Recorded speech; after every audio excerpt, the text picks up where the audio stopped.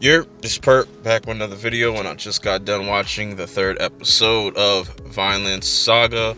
Man, this series is really grabbing my attention with every little moment. I didn't think I was going to really enjoy this because, like I said in my last review, I'm not the biggest fan of Vikings. I got nothing against them, but I was never really into it. But like this kind of makes me want to get into more Viking-like shows. I might give them a try. But with all that being said, follow me on Twitter at PerpMinded. Hit that like button if you like this episode, you like this video, and hit that sub button if you're new to catch up with all future content. With all that being said, let's get right into this review. So it picks off where the last episode left off, where you got Floki talking to this dude. I have a hard time pronouncing his name. Aslan, something like that. Some with an A. Really hard name to pronounce. They're going back and forth, and Floki pretty much tells this guy, I want Thor killed. And he asks him why, and Floki pretty much tells him, like, he abandoned his soldiers, so that's an automatic, execution. But this dude, where we could probably most likely call him like a bounty hunter, I guess, or as they called them in this Pirates, he kind of figured it out, like he's not telling the whole truth and this is an assassination. And they go about their business. We got introduced to a character that's been shown off in the last two episodes, Ari. We get a little bit more on his character, and he's kind of in love with Thor's daughter, Uvula. I think that's how you pronounce her name. They got some really tricky names in here, so please forgive me if I butcher any of these names. But, he's in love with Thor's daughter, and when he gets back, he wants to, be a thing with her, pretty much. And he's very inexperienced. Like Thor says later on in this episode, he's a farmer turned soldier, so they don't really have that. This is his first time really being out on sea, and Thor doesn't normally take a lot of people with him when he's about to go into battle. But I already put the two and two together. Like, Thor knew what was going on.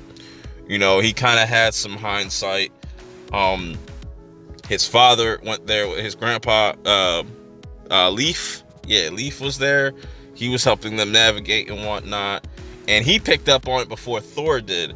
And they're cruising through the sea, and they almost get to their destination, and they get kind of boxed in this this little area between two rocks and stuff. And it was pretty this was a pretty tense scene.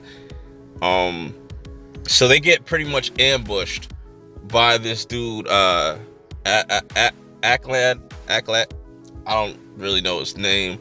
Not gonna sit there and try to pronounce it so many times. Give me some time, I'll learn these names. But he's staring down at his men, and Thor already knows what it is.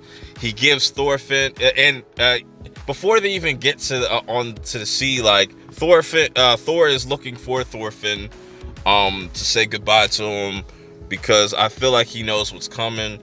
But Thorfinn's not able to be found until they get on the boat and head to where they need to be heading to. But they stop for a moment, and this is where Thorfinn pops up, and he was hiding in one of the barrels the whole time. This kid is really funny. Like I said, he's very arrogant. He doesn't really listen. But with all that being said, going back to the ambush, he gives Thorfinn the little sword, that that you see in this picture on the left, yeah, that's his father's sword that he gave him. This dude Thor is is a true savage.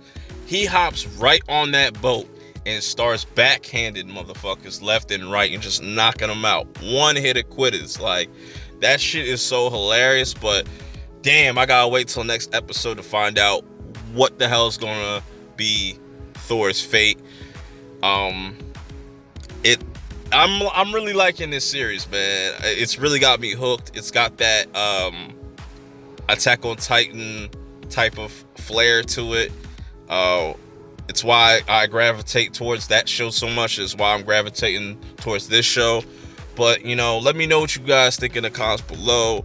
Like, comment, subscribe if you're new, and follow me on Twitter at PerpMinded, and I'll check y'all out on the next episode review. Peace.